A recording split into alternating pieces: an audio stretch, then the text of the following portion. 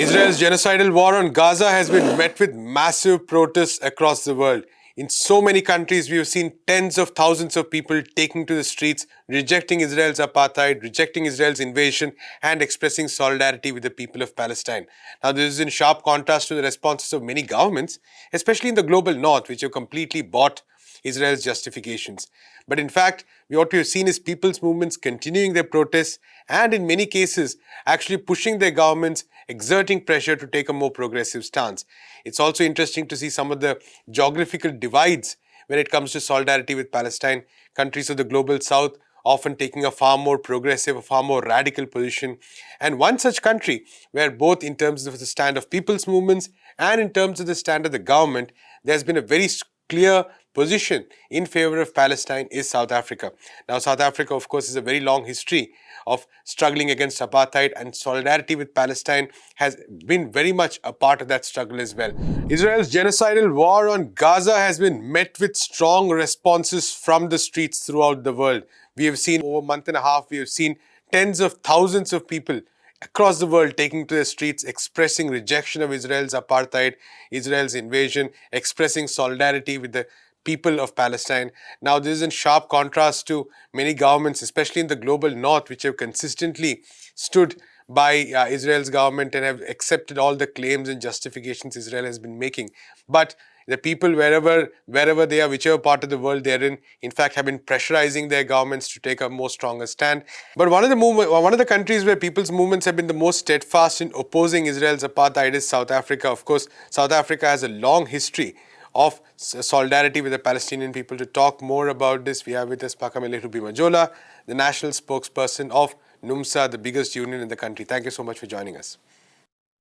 Good afternoon, and thank you so much for having me on the show. Right. So first of all, before we get to some of the more recent developments, we know there have been issues. There's been a pushback against Israel, both at the governmental level, at the level of diplomacy.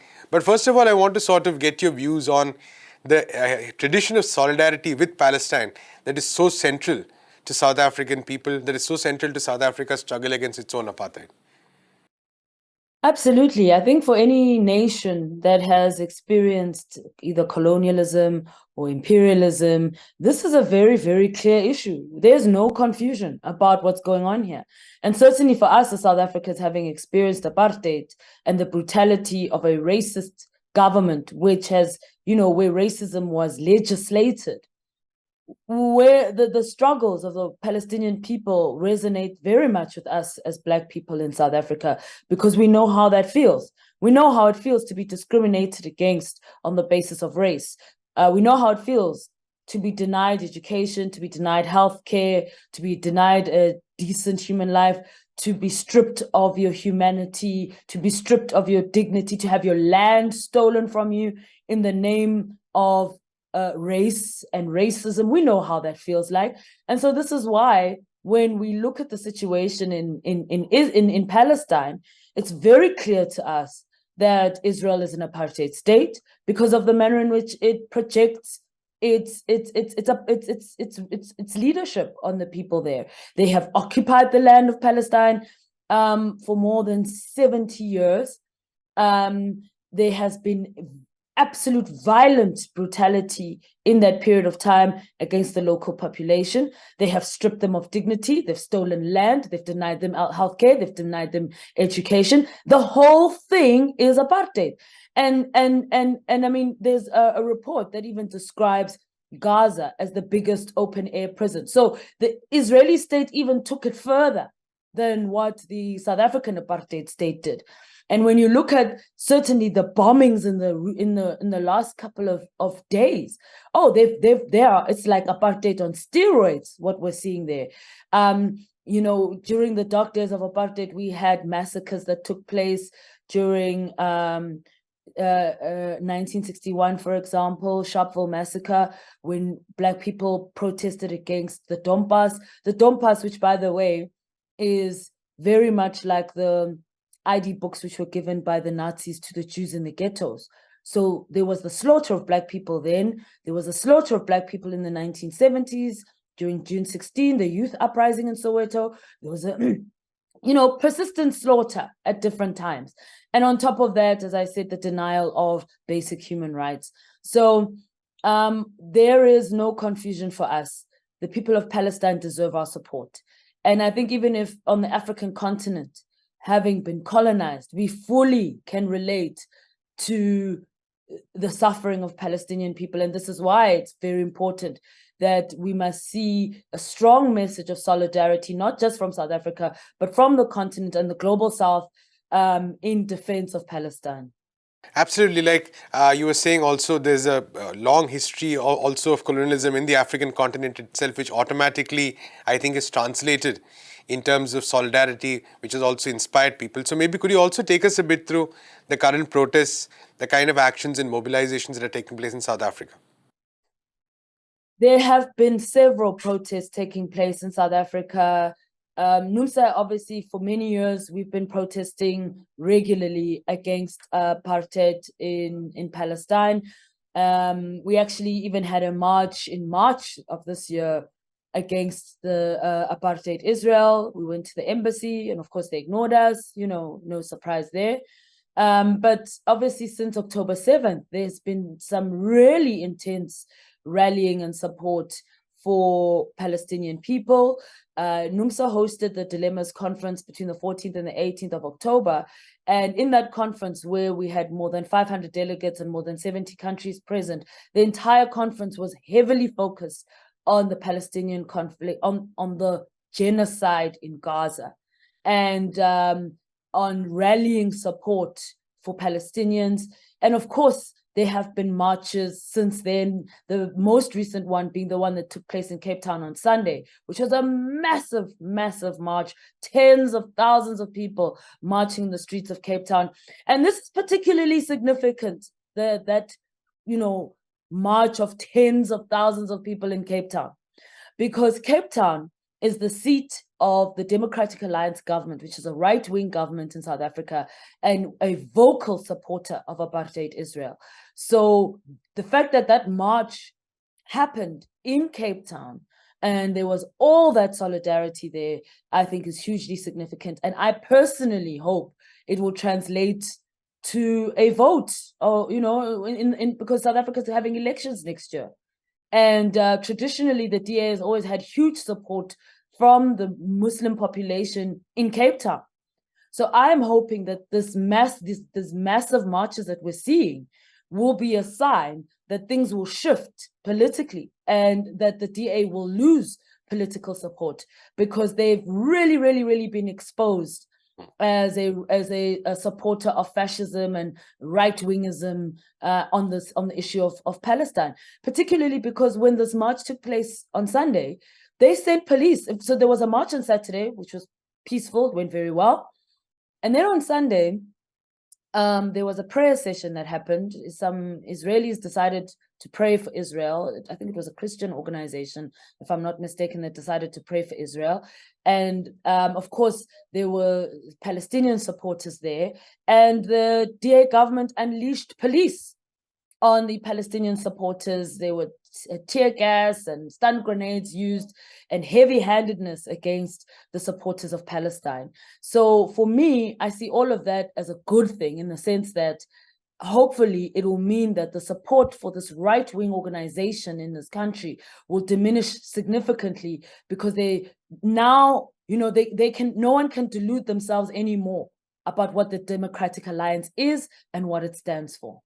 Absolutely. We'll come back to the DS politics in a bit. But before that, I also wanted to sort of go into the question of the diplomatic aspect of this whole thing. We know that the government has taken quite a strong stand. It has recalled its ambassador as well. So how do you see the relevance of this, and what needs to be done further in this aspect, especially when we talk about, say, stronger measures against Israeli interests? You and I have had many conversations about the South African government. NUMSA usually disagrees with the South African government on many things. But when it comes to the foreign policy position on Palestine, we absolutely support them on this. They have been 100% correct and ideologically clear about how to approach the situation. The South African government, for example, was part of the vote in the General Assembly calling for an immediate ceasefire, which of course that vote and the outcome of that vote, where the majority of countries called for a ceasefire, was ignored. South Africa has been calling for the United Nations to implement a peacekeeping force to defend women and children in Israel. South Africa has now, as you correctly said, withdrawn its diplomats from Israel. And now the most recent has been for them to demarche the current Israeli ambassador for his utterances on South Africa's position on Palestine. And of course, DIRCO, the Department of International Relations and Cooperation, has also said that Benjamin Netanyahu must be arrested for war crimes. And I think all of these things, in and of themselves, when you combine them, are very important measures. They're very positive steps. They show very clearly that the South African government is taking a strong stance. There is, in fact, supposed to be a parliamentary debate tomorrow, on Thursday, on this whole situation. There are those who are even saying that there's a possibility, part of the debate is likely to touch on whether we should expel the Israeli ambassador. As NUMSA, we would wholeheartedly support the expulsion of the Israeli ambassador. So we really think that the South African government is on track, and we hope that this debate that happens on Thursday will result in the expulsion of the Israeli ambassador. But of course, there's obviously been that pushback from opposition, the DA, right-wingers, no surprise there. But I think it's very important for organizations like NUMSA and other progressive formations.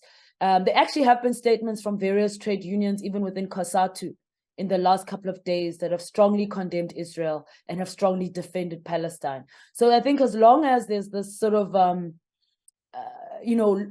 widespread support amongst the working class across, political alliances, we will be able to ensure that the South African government holds the line on this and does not capitulate to the demands of the right-wing minority in this country, who, by the way, have really been trying to dominate the airwaves with their false propaganda in attacking the South African government on their very, very principled stance in relation to Palestine.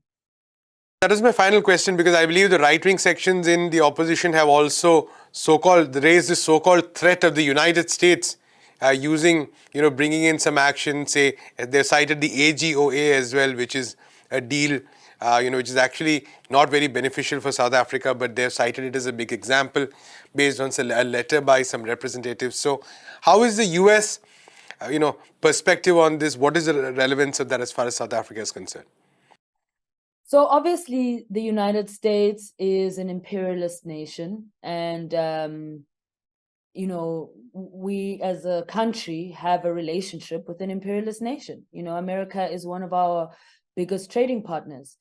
The AGOA deal, though, I think we must also just clarify some things around AGOA. AGOA, the reason South Africa is even benefiting from AGOA is actually because left-wing trade unions in America pushed for South Africa to be a beneficiary of AGOA. And this is why when that AGOA meeting was happening, South Africa, NUMSA, was part of that AGOA meeting, because we think that for the sake of job preservation, we would like to ensure that we are able to protect jobs. And as I said, AGOA and our presence there is because of the involvement of left-wing trade unions. The call to take South Africa off as a beneficiary of AGOA actually comes from and has its roots in the right-wing Republican Party that doesn't want South Africa to benefit, and obviously doesn't want them to benefit, because it was the left wing, it was the progressive unions in America that created this scenario where we could even benefit. Now, yes, we agree, it's not a great plan, okay? It does not give us everything we want and everything we deserve. The crisis that we are faced with, as specifically as NUMSA, is that we are operating against a backdrop of extremely high job losses, where even the likes of the DA, through their calls of privatization of state-owned entities, those types of things have eroded so many jobs in this country. the process of privatizing some of our state-owned entities has resulted in thousands of jobs lost, certainly in SOEs like SAA, SA Express, etc., and also jobs that have already started to be lost at Eskom. So if we were in a position where, for example, South Africa had stronger relationships with BRICS, I think that would definitely help us. And I think this is where our frustration is that if you even look at the trade relations that we don't have strong enough trade relations with members of BRICS compared to the relationship that we have with imperialist America and Europe.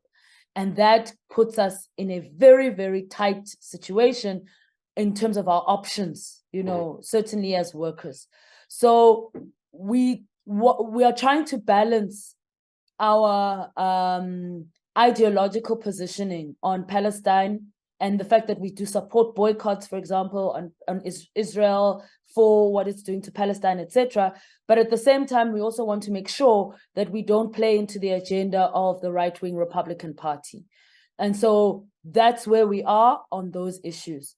But as I said, I think it could be solved if we were having stronger relationships with BRICS countries, because we could actually, we could create more jobs and create more opportunities by replacing those relationships with other countries. But unfortunately, where the governing party is right now, that's not really something that they're pushing at the moment. So we'll have to see how that plays out. Right. Thank you so much for speaking to us, for giving us an overview of the amount of solidarity. I think very inspiring, a demonstration of solidarity from South Africa, and really a lesson, I think, to people across the world in terms of how to carry forward that struggle. Thank you so much. Thank you. And that's all we have time for today. We'll bring you more interviews, more discussions about the global protests in solidarity with Palestine, about the struggle against Israel's apartheid. We'll bring you more of these on People's Dispatch, so do keep watching and do follow us on all the social media platforms.